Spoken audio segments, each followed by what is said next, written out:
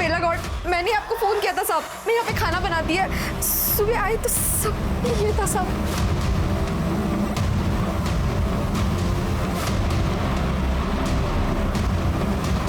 जरा चेक करो, बॉडी शायद दरवाजे के पीछे ही है। शर्मा, खोलने का इंतजाम करो।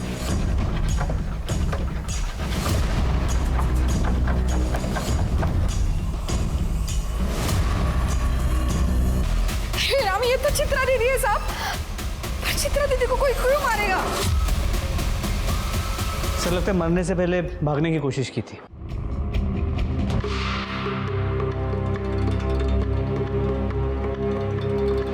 सर, शायद ये फोन इनका है।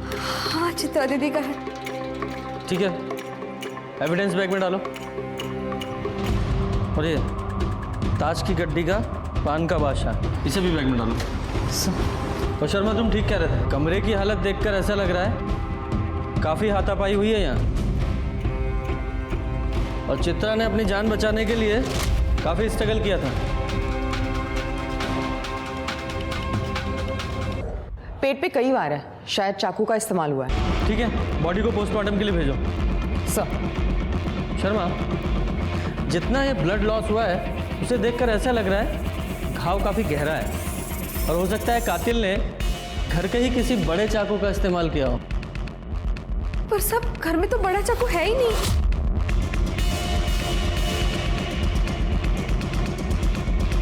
घर में और कौन कौन है? सब चित्रा दीदी और उनकी बेटी रेणु, बस 2 ही लोग थे। चित्रा दीदी के पति का एक्सीडेंट 5 साल पहले हो गया था। पर सब, वैसे तो रेणु दीदी इस टाइम पे घर पे ही होती है। रेणु का नंबर है? रेणु का नंबर? हाँ सर, नंबर स्विच ऑफ। इस घर में रेणु का कमरा है? हाँ साहब, उधर।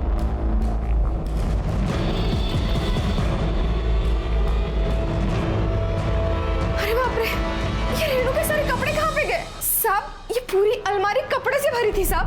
अगर ऐसा है तो लगता है इरादा चोरी का। लेकिन सर घर का बाकी का कोई भी सामान किसी ने छुआ नहीं है। मैंने चित्रा का रूम भी चेक कर लिया, लेकिन वहां पर भी सारा सामान जैसा था वैसे ही है। सर उसका फोन टूटा हुआ था, लेकिन जो ज्वेलरी बॉडी पे थी उसको भी किसी ने छुआ नहीं था। तो सिर्फ रेणु के कपड़े लेके कोई क्यों भागेगा? ये रेणु और उसकी माँ चित्रा के बीच आपस में कुछ अनबन थी किसी प्रॉब्लम को लेकर? हाँ साहब, और रेणु के बॉयफ्रेंड शेखर की वजह से थी अनबन। मुझसे बहस करने की कोई जरूरत नहीं है। क्यों ना बहस करूं माँ? अरे शेखर अच्छा लड़का नहीं है। वो जानता है कि ये बंगला और मेरी सारी जायदाद की इकलौती वारिस हो तुम। वो तुमसे नहीं, तुम्हारी प्रॉपर्टी से प्यार करता है। माँ, शेखर अच्छा लड़का है, पढ़ा लिखा है, अच्छी नौकरी करता है, और उसको आपकी एक फूटी कौड़ी भी नहीं चाहिए। और वैसे भी उसने कहा है हम शादी करके बांडा से बहुत दूर चले जाएंगे। हाँ, सही कहा उसने। तुम जैसी भोली भाली लड़कियों को ही तो ऐसे शादी लड़के फंसाते हैं। माँ, कभी तो किसी पे भरोसा करके देखो। मैं शेखर से प्यार करती हूँ और मैं उसी से शादी करूंगी। मेरे जीते जी ऐसा कभी नहीं हो सकता, समझे तुम? मैंने फैसला कर लिया है माँ। तुम्हें शेखर का फोन नंबर या एड्रेस पता है? हमको सच में कुछ नहीं पता साहब। वो तो हमने उस दिन बात करते हुए सुन लिया, इसलिए नाम पता चला। बाकी हमको कुछ नहीं पता साहब। सर अगर रेणु के कपड़े गायब है, हो सकता है रेणु शेखर के साथ भाग गई हो, लेकिन फिर चित्रा का मर्डर कौन कर सकता है? अरे अंदर की तरफ चलो मार। अरे भाई हारे चल बाहर चल। अरे काम से जा रहे हैं भैया, ऐसे घूमने नहीं जा रहे हैं। पैसा चाहिए हमें, अपना पैसा लेने आए। सर, ये आदमी रुकने का नाम नहीं ले रहा है। कैसे पैसे? और हो कौन तुम? हमारा नाम बाकीलाल है साहब। वो अशोक नगर के पास हमारा फेमस चाइनीज स्टॉल लगता है, बाकीलाल चाइनीज कॉर्नर। नाम तो सुने होगे शायद। नहीं सुना है। खैर छोड़िए, वो रात में हम आए थे यहाँ पार्सल डिलीवर करने, तो मैडम के पास 2000 का छुट्टा नहीं था। बोली सुबह आके 450 रुपये ले जाना, तो वही लेने आए साहब। बुला दीजिए ना। नहीं बुला सकते। काहे? इनमें से कौन सी मैडम थी? अरे यही तो थी। इनका खून हो गया। खून हो गया? हाँ। मोरी मैया, तब अब हमारा 450 रुपया कौन देगा? हमें हमारा काम करने दो, जाओ यहाँ से। अरे तो आप ही दे दीजिए ना साहब। गुप्ता, बाहर निकालो से। अरे साहब, किसी का मेहनत का पैसा का मना नहीं करते। हमारा पूरा दिन खराब हो जाएगा। शर्मा, शेखर की पूरी कुंडली निकालो। रेणु का फोन ट्राई करते रहो। जी सर। सर रेनू का फ़ोन स्विच ऑफ आ रहा है। उसके कॉल रिकॉर्ड्स में एक नंबर मिला है जिससे उसकी काफ़ी बातें हुआ करती थी। वो शेखर का नंबर है क्या? जी सर, उसका पूरा नाम शेखर गुप्ता है। मोबाइल रिकॉर्ड से उसका एड्रेस घनश्याम गली का मिला। हमने वहाँ जाके चेक किया तो पता चला वो घर उसने काफ़ी पहले छोड़ दिया है। नया एड्रेस किसी के पास नहीं है। तो रेनू की तरह उसका फ़ोन भी बंद आ रहा है। जी सर। दोनों को फ़ोन ट्रैकिंग पे डालो। सर हमने चित्रा के फ़ोन रिकॉर्ड्स भी चेक किए, लेकिन उसमें भी कुछ सस्पिशियस नहीं मिला। ये फिंगरप्रिंट्स का क्या हुआ? सर पार्शियल फिंगरप्रिंट्स मिले, हमारे किसी काम के नहीं है। ठीक है, उन्हें भी बाकी एविडेंस के साथ रिकॉर्ड में रखो। सर पर ये रेनू है कहाँ?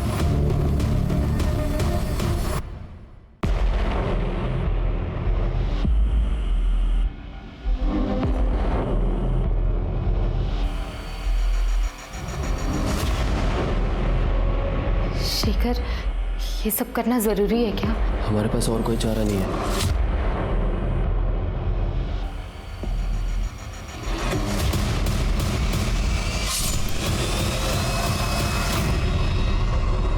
सर ऐसे वार किया गया होगा चित्रा पे।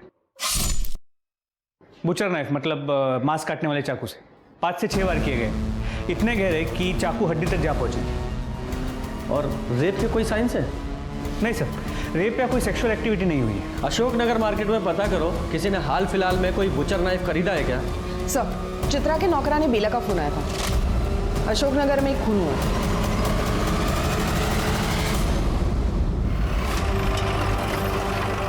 साहब आइए ना साहब। हटिए हटिए, जरा चेक करो। आपको कब पता चला? सब हम सुबह काम के लिए घर से निकले थे तो सुधा के घर का दरवाजा खुला दिखा तो हम अंदर आए तो देखा तो सुधा खुद में लटपट पड़ी थी। ये सुधा दुबे है साहब। घर में और कौन कौन रहता है? 15 साल पहले पति ने छोड़ दिया, तब से सुधा कानपुर से या बांडा आ गई रहने के लिए थी और टिफिन का काम करती है साहब। इतना सब कैसे जानती हैं आप? सब हम बाजू में रहते, इसलिए सुधा के बारे में सब पता है। वो राजू को भेज दिए हम कॉलेज लड़कियों को बुलाने के लिए। तू यहाँ भी आ गया? यहाँ भी पैसे लेने आया क्या? कैसा बात करते हो साहब? वो 450 रुपये तो हमारे नसीबे में नहीं था। वो रोड के उस तरफ हमारा ठेला है चाइनीज का, और राजू हमारा असिस्टेंट है, उसी को भेजे कॉलेज लड़कियों को बुलाने। यहाँ हमें सब जानते हैं साहब। क्यों बेला दीदी? वो पायल और छवि बस आते ही होंगे।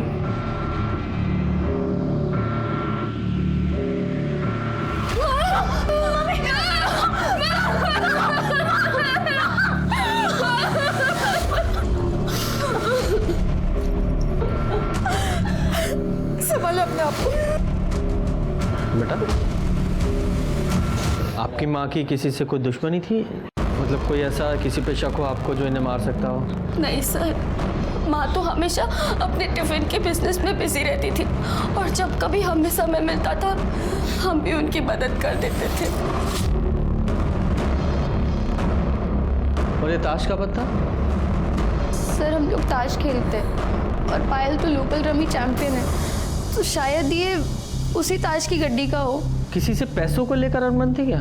हाँ सर, माँ ने एक साहूकार से 50,000 रुपये उधार लिए थे, लेकिन माँ तो कह रही थी उधार के पैसे इकट्ठे हो गए हैं। तू जाके चेक कर।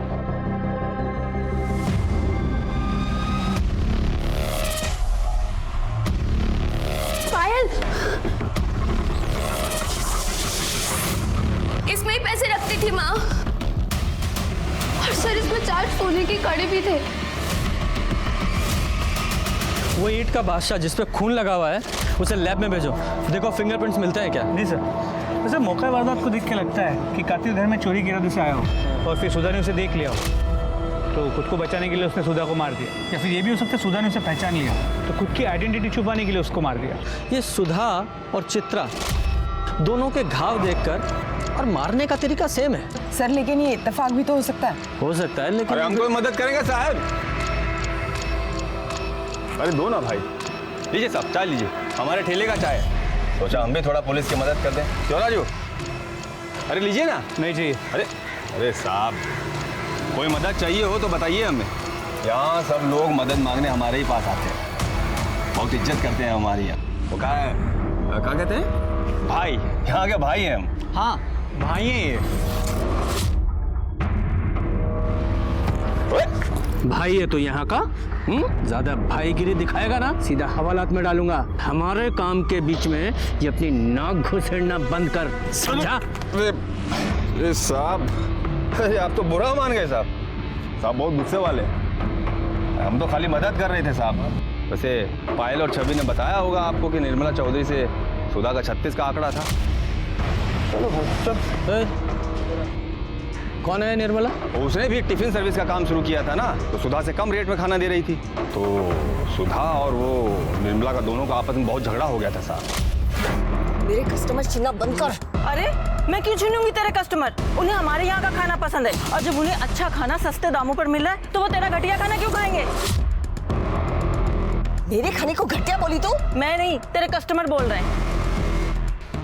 ये धंधा मैंने पहले शुरू किया था। आजाद देश में रहते हैं हम, तू मुझे धंधा करने से नहीं रोक सकती। चलो निकल। लेकिन कुछ समय बाद कस्टमर वापस सुधा के पास आ गए, जिसकी वजह से निर्मला बहुत भड़की हुई थी। कस्टमर्स को तो वापस आना ही था। अरे कब तक तेरा घटिया खाना खाते? कुछ भी बोल रही है ये। गलत लोगों से पंगा लिया तूने। तू जानती नहीं मैं जेल में रह के आया हूँ। दोबारा वही भेज दूंगी जहाँ से तू आया है। समझे? देखना मैं तेरा क्या करता हूँ मैं तेरा, समझी ना? अरे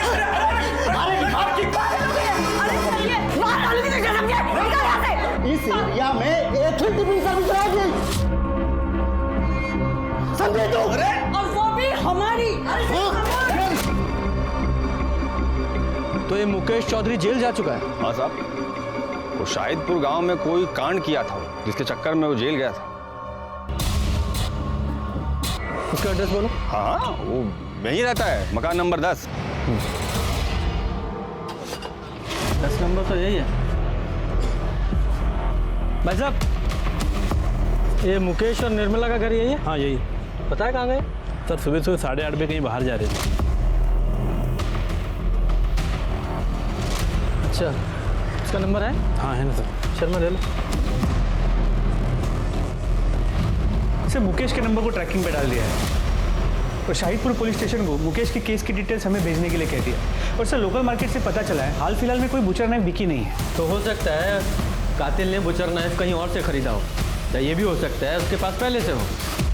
ये रेनू और शेखर का क्या हुआ? सर दोनों के फ़ोन अभी भी स्विच ऑफ है। पूरे प्रदेश में अलर्ट जारी कर दिया है। सर आपको क्या लगता है ये चित्रा और सुधा के कत्ल में कोई कनेक्शन है क्या? क्योंकि कोई कॉमन लिंक नजर तो नहीं आ रहा। एक लिंक है ना, बेला गौड़, जो दोनों क्राइम सीन पर मौजूद थी। वो चित्रा और सुधा दोनों को जानती है।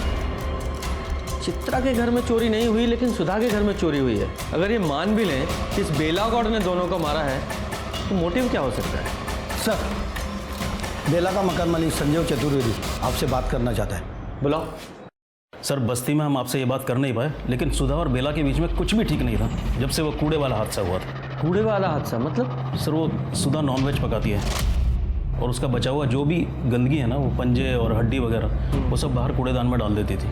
और बेला को उसकी बदबू से बहुत दिक्कत होती है क्योंकि वो शाकाहारी है। सर बेला ने सुधा को कई बार बोला वो कूड़ा वहाँ से हटाने के लिए, और एक दिन कुत्तों ने कूड़ेदान पलट दिया और वो सारी गंदगी बेला के घर के सामने बिखर गई। तुमने तो हमारा धर्म ही भ्रष्ट कर दिया रे। ज्यादा ड्रामा करने की जरूरत नहीं है तुझे। मैंने तो सुना है तेरा बेटा आशीष चिकन तंदूरी खाता है रफीक के ठेले पे। ये सब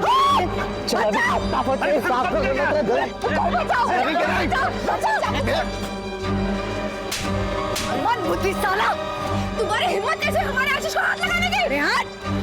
अभी तो सिर्फ थप्पड़ मारा इसे, अगली बार ऐसा कुछ किया ना साले ने तो कंप्लेंट कर दूंगी।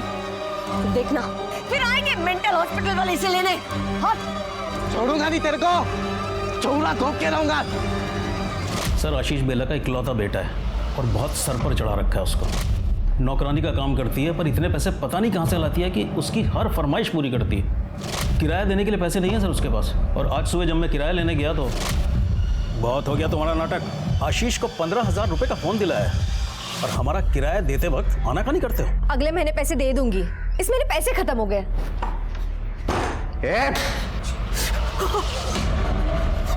माँ ने बोला ना पैसा नहीं है, समझ में नहीं आती बात तुझे?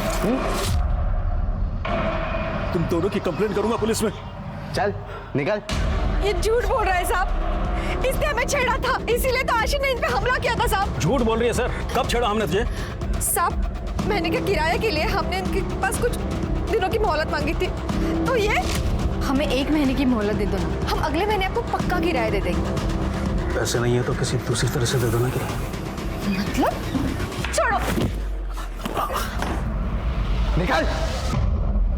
सर झूठ बोल रही है ये। भगवान से भी तुझे डर नहीं लगता ना? ऐसे कैसे बात करते हैं? कैसे? चुप। शांत हो जाइए।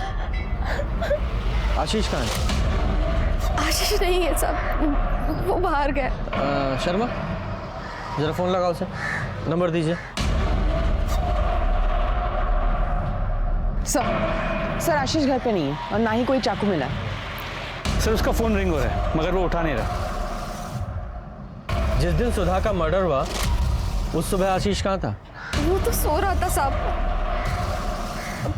पर आप ऐसे क्यों पूछ रहे हैं साहब?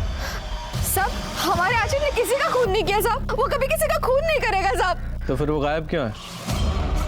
जैसे ही आशीष आए पुलिस स्टेशन भेजना उसे, वरना बहुत मुसीबत बढ़ जाएगी। करने के लिए धमकी भी दी थी। छोड़ूंगा नहीं तेरे को। लेकिन सर आशीष चित्रा को क्यों मारे? क्योंकि बेला चित्रा के यहाँ काम करती थी। हो सकता है चित्रा ने कभी बेला के साथ बुरा बर्ताव किया हो, उसके साथ गाली गलौज की हो और ये बात आशीष को पता लग गई हो। सर सुधा की पोस्टमार्टम रिपोर्ट। सर इस रिपोर्ट के हिसाब से चित्रा की तरह ही सुधा पे भी 5-6 बार चाकू से वार किया गया।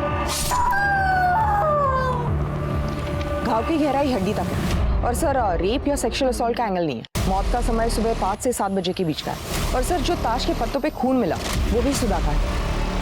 दोनों वारदातों में जो हथियार इस्तेमाल हुआ वो भी एक जैसा है। कोई फिंगरप्रिंट?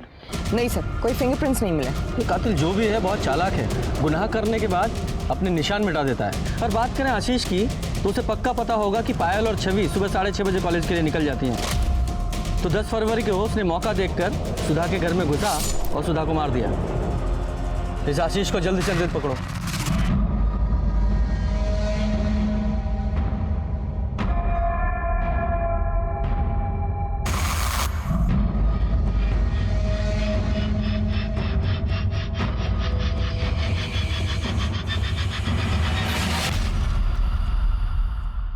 ये ले,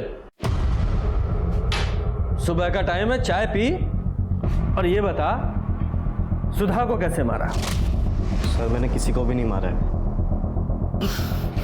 फिर 10 फरवरी को तेरे फोन की लोकेशन सुधा के घर के पास की क्यों है? बोल। सर आप शायद भूल रहे, मैं सुधा आंटी के बगल में ही रहता हूँ, तो मेरी लोकेशन वही की बताएगी ना, ताजमहल की थोड़ी ना बताएगी। बहुत होशियार बन रहा तू। गुप्ता इसे ले जाके बोरे में भरो और इतना कूटो जिसे ताजमहल नजर आना चाहिए। चल जा। अरे सर मैं बताता हूँ, मैं बताता हूँ। बोल। सर मैं कॉलेज में 2 बार फेल हो गया था, इसलिए मुझे पढ़ाई छोड़नी पड़ी।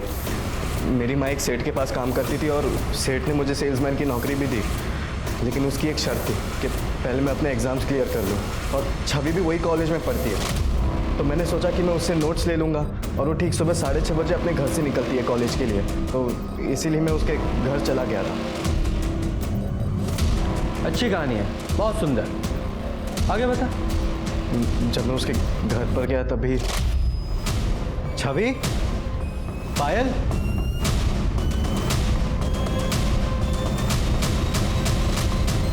एक कहानी तुझे मैं भी सुनाता हूँ।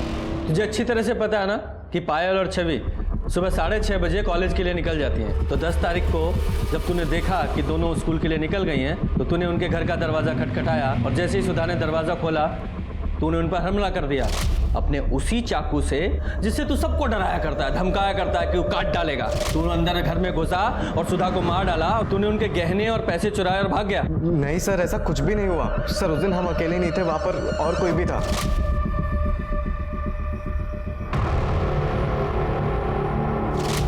अच्छा, कोई और भी था? कौन था? हम सच कह रहे हैं, हमने उसका चेहरा नहीं देखा, लेकिन वो जो कोई भी था उसी ने सुधा आंटी को मारा होगा और सारे गहने और पैसे लेकर भाग गया। अच्छा शर्मा, अगर थोड़ी देर और ये यहाँ रहा तो कहानी में एक और ट्विस्ट डाल देगा, थोड़ा मसाला ऐड करेगा। हैं? कितना झूठ बोलेगा तू? इसे तब तक कस्टडी में रखो जब तक इसके चाकू की फॉरेंसिक रिपोर्ट नहीं आ जाती। सर हम सच कह रहे सर, जान नहीं किया सर, क्यों झूठ बोलेंगे हम सर सच कह रहे। सर अशोकनगर से किसी ने कॉल किया था, एक बंद घर से बदबू आने की शिकायत की है। चलो।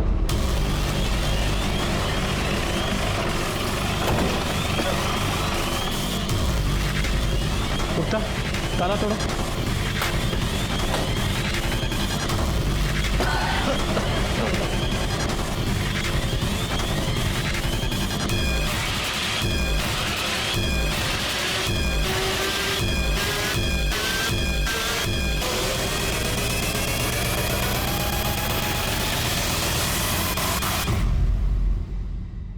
आप में से कोई नहीं जानता है? जी, मैं इसकी पड़ोसन। आपका नाम? वंदना साहू। इनका नाम क्या है? कल्पना। आखिरी बार कब देखा था इन्हें? यही करीबन 7-8 दिन पहले। 7-8 दिन पहले? 7-8 दिन से घर में कोई आ जा नहीं रहा है, कुछ अजीब नहीं लग रहा आप लोगों को? पिछले बार जब हम मिले तो कल्पना बता रही थी उसे बद्रीनाथ की यात्रा पर जाना है, तो हमें लगा कि वो बद्रीनाथ की यात्रा पर चली गई होगी। अच्छा, इनकी फैमिली में और कौन कौन है? कल्पना के पति तो 15 साल पहले गुजर चुके हैं। एक बेटी है चांदनी। वो कहाँ है? वो भी 3 साल पहले कोई दूसरी जाति के लड़के के साथ भागकर शादी कर ली। कोई जॉय विश्वास नाम है। भाग के शादी की? और इस शादी से कल्पना खुश नहीं थी, इसलिए अपनी बेटी से सारे रिश्ते नाते तोड़ ली थी। सर देख के लगता है इसको भी सुधा और चित्रा की तरह मारा गया। और सर लाश की हालत देख के लगता है 7-8 दिन पहले इसकी मौत हुई है। हाँ। 7-8 दिन पहले? 7-8 दिन पहले तो चांदनी आई थी कल्पना से मिलने। वंदना, हम सोच रहे हैं कि 1-2 दिन बाद में बद्रीनाथ की यात्रा पर जाकर आए। क्या बात है, तो कब वापस आओगी?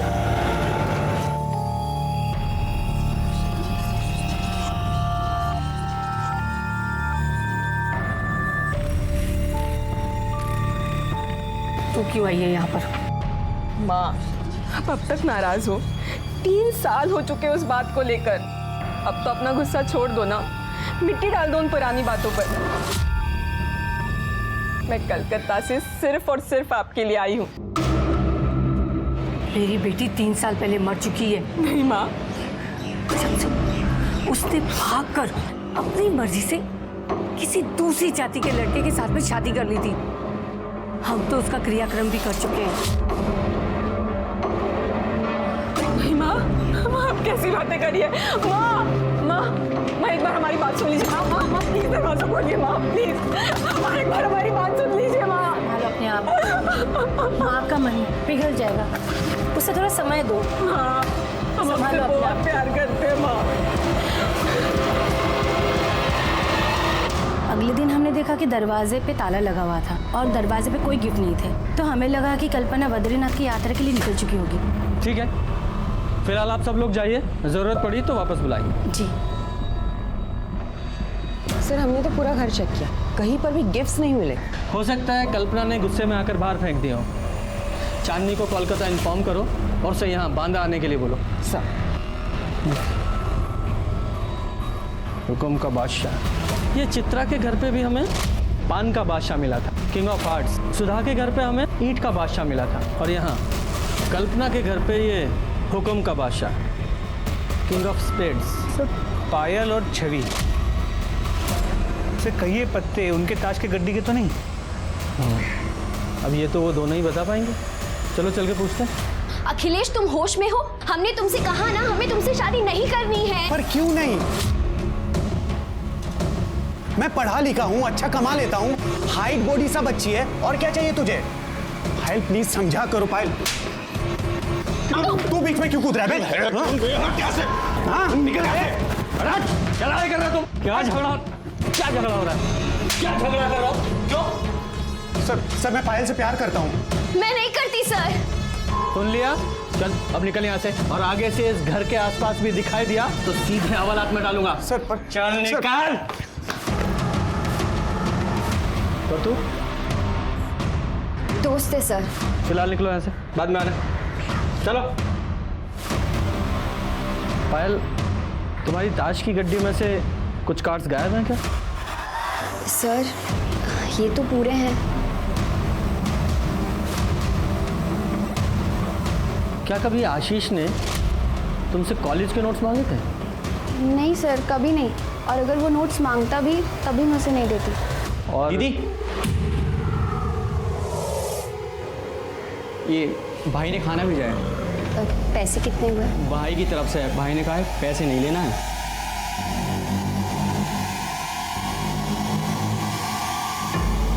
सर, वो माँ की तेरहवीं तक घर में खाना नहीं बनेगा, तो बस हमें अड़ोस पड़ोस वाले खाना भेज रहे हैं। सुधा के केस में चोरी मोटिव हो सकता है, लेकिन चित्रा और कल्पना का क्या? चित्रा की बेटी रेनू और शेखर भी अभी तक मिसिंग थे। आशीष को पुलिस ने अपनी कस्टडी में रखा हुआ था, तभी उन्हें 2 सस्पेक्ट्स मिल गए, निर्मला और मुकेश, जो बांदा के बाहर एक लॉज में छुपे हुए थे। बोल, 10 तारीख को तेरे फोन की लोकेशन सुधा के घर के पास की है, तो बता इसकी क्या कहानी है? बोल बोल। बताता हूँ सर। उस दिन मैं सुबह सुबह दूध लेने के लिए जा रहा था, तो मैंने देखा सुधा के घर का दरवाजा खुला हुआ है। मैंने सोचा इससे अच्छा मौका और नहीं मिलेगा उसका खाना खराब करने का, और सुधा ने सर हमारा पूरा धंधा चौपट कर दिया था, इसलिए उसका खाना बिगाड़ने के इरादे से उसके घर में घुसा था सर। कहानी तूने अच्छी सुनाई है, पर कहानी का वो हिस्सा बताना भूल गया जिसमें तूने उनके घर से पैसे और कंगन चुराए थे। कौन से कंगन? देख, हमारे पास आई विटनेस है जिसने तुझे चोरी करते हुए देखा था। बोल। आशीष ने देखा था उन्हें।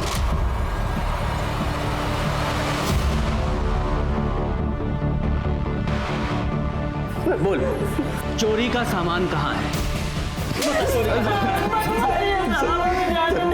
पैसे तो खर्च हो गए सर। शर्मा ऐसे नहीं बताएगा, तलाशी लो इसकी। मैं सच कह रहा हूँ सर, मैं सच कह रहा हूँ, कुछ नहीं है सर मेरे पास।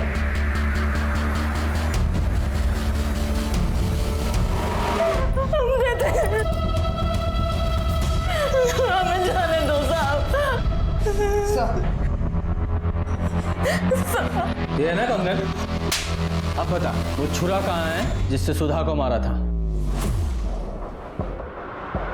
कहाँ है वो छुरा? सर अब चोरी की है हमने, खून नहीं किया हमने किसी के साथ। फिलहाल इन्हें अंदर ही रखो और इनके खिलाफ चोरी की चार्जशीट बनाओ, मर्डर के बाद में देखेंगे।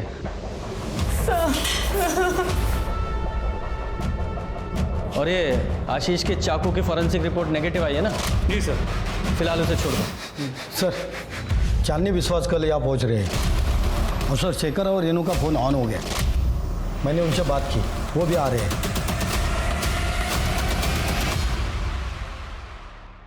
सर, माँ को हमारा रिश्ता मंजूर नहीं था, क्योंकि शेखर हमारी कास्ट का नहीं था। मैंने उन्हें समझाने की बहुत कोशिश की थी, लेकिन वो मानी नहीं और मेरे लिए लड़का ढूंढने लगी। इसलिए मैंने और शेखर ने भागने की सोची, लेकिन मैंने सपने में भी नहीं सोचा था कि उसी दिन माँ के साथ। सर, हम लोग उस दिन इंदौर भाग गए थे। वहाँ पे मेरे कुछ रिलेटिव्स थे जिन्होंने हमारी मदद की। घर से कितने बजे निकली थी? सर, करीब सुबह के 5 बजे के आसपास। अच्छा, ये भी तो हो सकता है कि घर से जाते वक्त जब तुमने अपनी माँ के पैर छुए तो उनकी आंख खुल गई, तुम्हारी और तुम्हारी माँ की लड़ाई हुई, और वो लड़ाई झगड़ा सुनकर तुम अंदर आए और तुम दोनों ने मिलकर चित्रा जी को मार दिया, और फिर ये मुझे इंदौर वाली और शादी की कहानी सुना रहे हो तुम लोग। सर, क्या बोल रहे हैं आप? हमारी माँ थी वो, हम उन्हें कैसे मार सकते हैं? हाँ सर, हम क्यों मारेंगे उन्हें? तो फिर ये चाकू, इसकी क्या स्टोरी सुनाओगे? तुम्हारे पास से मिला ना, ये तुम्हारे बैग में था ना? सर, ये चाकू हमने इंदौर में खरीदा था, क्योंकि रेनू के बैग का लॉक जाम हो गया था, और हमारा सारा सामान उसी बैग में था सर। हमारे पास कोई और चारा नहीं था इस चाकू से बैग को काटने के लिए। पुलिस को बेवकूफ़ समझते हो तुम? बैग काटने के लिए इतना बड़ा चाकू कौन खरीदता है? सर, हम लोग बहुत डरे हुए थे, हमें कुछ समझ में नहीं आ रहा था हम क्या करें। उस समय सर जो हमें सही लगा हमने वो किया। और सर, ये दुकान का बिल सर, ये उसी दुकान का बिल है जहाँ से हमने सारा सामान और ये चाकू खरीदा था। फिलहाल तो जा सकते हो, लेकिन तुम्हारा सारा सामान यही हमारे पास रहेगा एज एविडेंस। शहर छोड़कर कहीं मत जाइएगा, जब तक ये केस सॉल्व नहीं हो जाता तब तक तो बिल्कुल भी नहीं। जाइए अभी। जी सर। सर, एक बात थी। जब हम बांदा से निकल रहे थे तो मुझे एक कॉल आया था। हेलो, उस आदमी ने कहा था कि उसने मेरी सारी मुसीबतें दूर कर दी है और अब मैं आराम से अपनी शादीशुदा ज़िंदगी एंजॉय कर सकती हूँ। किसका कॉल था? कौन से नंबर से? सर ये नंबर से। शर्मा, जरा इस नंबर पे कॉल लगाओ, देखो कौन है।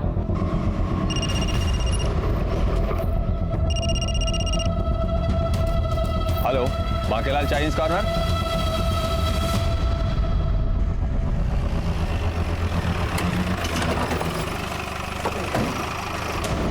अरे आइए आइए साहब, आइए। अरे हक्का नूडल खाइए साहब, हमारी दुकान का बहुत फेमस है। राजू, सबके लिए हक्का नूडल लगाओ। कोई हक्का नूडल नहीं चाहिए तेरा। क्या हुआ साहब? चेक करो जरा। क्या चेक कर रहे हैं साहब? रेनू चौबे को फोन करके क्या बोला तूने कि उसकी सारी मुसीबत दूर कर दी है तूने?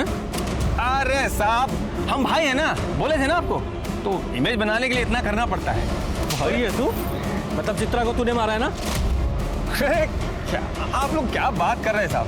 वो तो बताया ना आपको, इंप्रेशन जमाने के लिए ऐसे फोन कर देते। कब से ट्राई कर रहे थे साहब, तो सोचा थोड़ा बात हो जाएगा तो 450 रुपया भी बिल का मांग लेंगे। ऐसे बातें बना बना के नाम नहीं कमाया जाता। क्या ये भाईगिरी का जो नाटक करता है ना तू, उसे छोड़ और वो पायल और छवि को जो तूने पार्सल भिजवाए थे खाने के, उसी तरह के पार्सल बना और गरीबों में बांट, जब दाम ज्यादा हो जाएगा तेरा। क्या बात कर रहे हैं साहब? उसका पैसा तो गोपाल ने दे दिया था, वो बॉयफ्रेंड है ना उसका। अब हमें बताने के लिए मना किया तो नहीं बताया। लेकिन पायल ने हमें बताया था कि वो उसका दोस्त है। क्या बात कर रही है मैडम? अब सबको कैसे बताएगी कि उसका बॉयफ्रेंड सैंडविच वाले के यहाँ हेल्पर है? छोटा लोग को अच्छा नहीं समझते ना लोग, दुनिया बहुत खराब है। कॉलेज के बाहर सैंडविच के स्टॉल पर अक्सर खाने जाते थे, तब हमें गोपाल से प्यार हो गया। हमने सोचा हम ये बात किसी को नहीं बताएंगे। लेकिन फिर भी तुम्हारी माँ को तुम्हारे प्यार के बारे में पता चल गया? हाँ सर, एक दिन जब हम दोनों साथ में थे तब।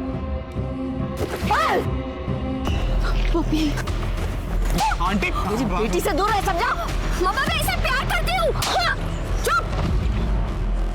तुझे और कोई नहीं मिला क्या? मैं टिफिन बनाती हूँ, तू क्या सैंडविच बनाएगी दिन भर? इसीलिए कॉलेज भेजा था तुझे? तू मेरी बेटी से दूर रह, समझा? वरना काट के फेंक दूंगी तुझे। अच्छा, तो इसलिए तुमने अपनी माँ को मारने का सोचा, और इसलिए 10 फरवरी की सुबह 6:30 बजे जब तुम कॉलेज जाने के लिए निकली तो अपने घर का दरवाजा खुला छोड़ दिया ताकि ये गोपाल तुम्हारे घर में आ सके। ये घर में आया और सुधा जी को मार डाला। सैंडविच की दुकान में काम करता है ना तू? चाकू पाना तेरे लिए कौन सी बड़ी बात है? सर आप क्या बोल रहे हैं सर? हमने कुछ नहीं किया सर, हम सच बोल रहे हैं सर। तो फिर 10 फरवरी की सुबह 6:30 बजे तेरे फोन की लोकेशन पायल के घर पे क्यों है? सर वो हम कभी कभी पायल को कॉलेज तक छोड़ने जाते हैं सर। सुबह सुबह सड़कों पर कोई नहीं होता ना, तो हमें मौका मिल जाता है साथ रहने का, बस सर, और कुछ नहीं। तो इस बात का क्या प्रूफ है कि 10 तारीख की सुबह तुम दोनों साथ में थे? सर, हमारा यकीन कीजिए, उस दिन हमें छवि ने भी देखा था सर। गुप्ता सर, जब तक ये बात कंफर्म नहीं हो जाती इस गोपाल को कस्टडी में रखो। सर आप क्या बोल रहे हैं सर? सच रहे हैं, हमने कुछ नहीं किया, यकीन कीजिए। सर हमारा यकीन कीजिए सर, हम सच बोल रहे हैं सर। चांदनी, विश्वास आइए। उस दिन माँ ने तो हमारा दिल ही तोड़ दिया। उन्होंने हमसे कहा कि उन्होंने हमारा क्रियाकर्म कर दिया है। हमें तो बहुत बड़ा धक्का लग गया, लेकिन सर हमने हार नहीं मानी। हम काफी देर तक दरवाजा पीटते रहे, खटखटाते रहे, लेकिन हमारी माँ ने दरवाजा नहीं खोला। फिर हमने जो तोहफे अपनी माँ के लिए लेकर आए थे वो हमने वही दरवाजे के बाहर छोड़ दिए। वो गिफ्ट्स क्या थे? सर उसमें छोटा प्रेशर कुकर था, इसके अलावा एक ग्लास का सेट था और बस घर का कुछ सामान था, चम्मच वगैरह, बस इतना ही था। कोई था जो चांदनी के गिफ्ट्स का अच्छे से इस्तेमाल कर रहा था। कौन था वो आदमी? एक बात तो तय थी कि कातिल सही सीक्वेंस को फॉलो कर रहा था।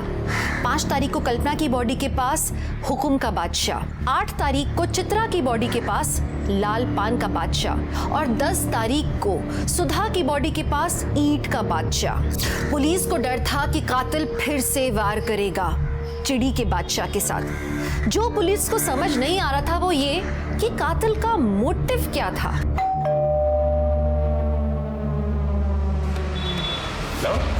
अरे बार बार खाना देने की जरूरत नहीं है। अरे रख लीजिए, पहले ही आपके लिए बहुत कुछ कर चुके हैं। ये खाना का चीज? मतलब हम समझे नहीं। वो सुधा आंटी को रास्ते से कौन हटाया? हाँ? अब इतना तो बनता है ना, वो गोपाल दोस्त है हमारा। परेशान मत होइए, आपकी शादी में चाइनीज हम ही सप्लाई करेंगे, ठीक है? कोई परेशानी हो हमें बताइए। रखिए रखिए रखिए, मिलते हैं।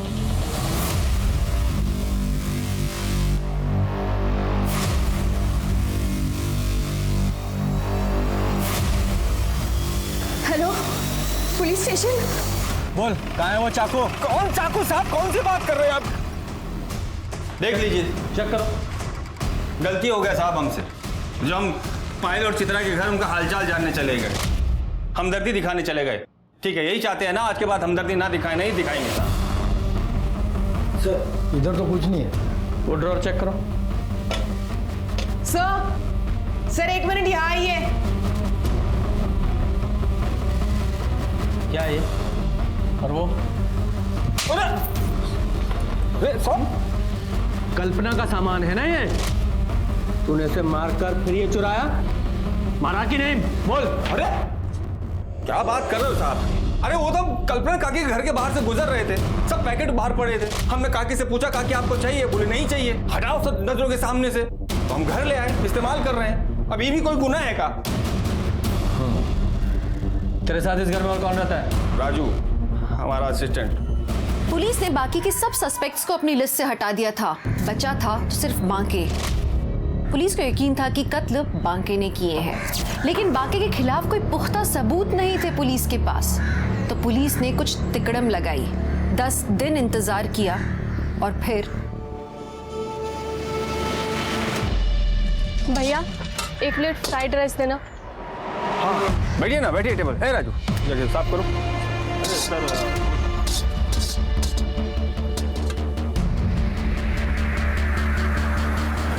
राजू जरा संभालो इसको। क्या हुआ मैडम, परेशान लग रहे हैं? कुछ नहीं, पर्सनल प्रॉब्लम है। अरे पर्सनल प्रॉब्लम है तो अपना भैया समझ के बता दीजिए, हो सकता है हम आपके कुछ काम ही आ जाए। कोई छेड़ रहा है, माँ बाप परेशान कर रहे हैं, बताइए ना। हमें छोटी बहन जैसी हैं आप, बोल दीजिए, बताइए हमें।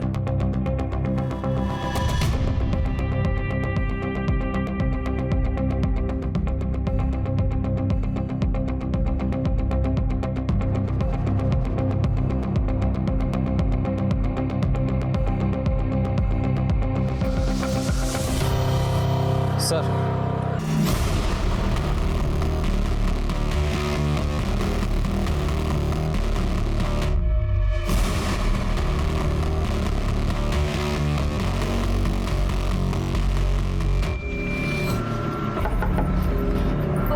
मीना जी दरवाजा खोलिए, आपकी बेटी का एक्सीडेंट हो गया है। कहाँ है मेरी बेटी?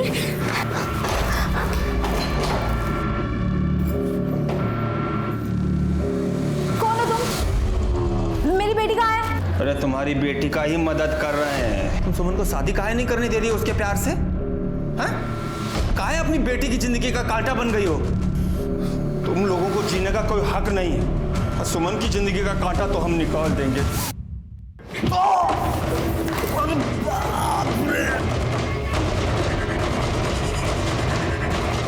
Well done ASI Meena.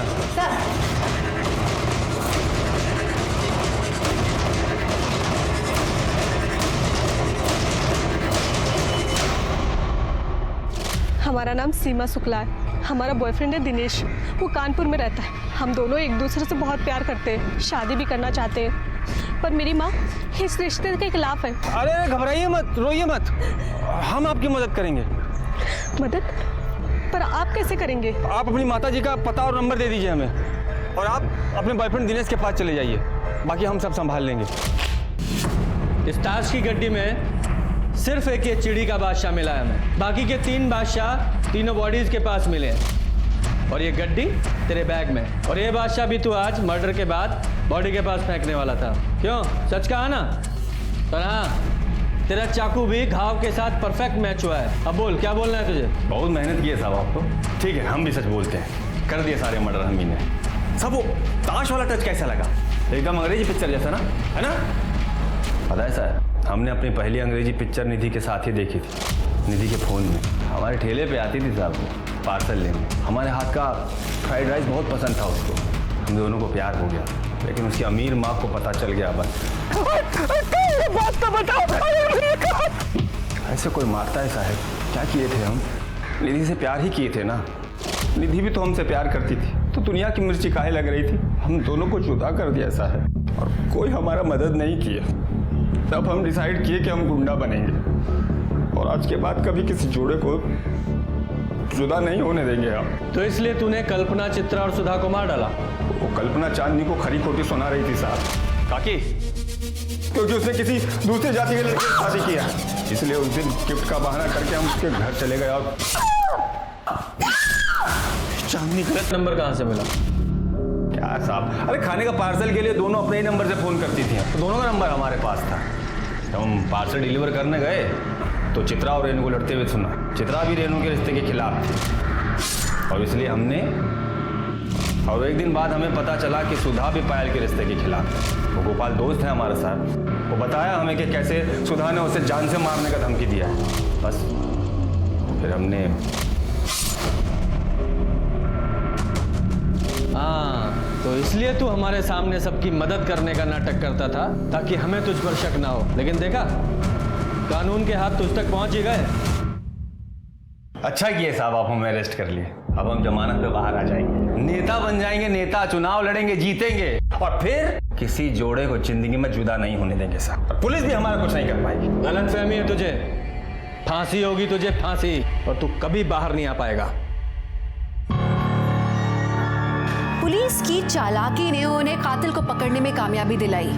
बांके लाल तिवारी को 3 हत्याओं के लिए गिरफ्तार किया गया और कोर्ट केस में उसे मानसिक रूप से असंतुलित पाया गया।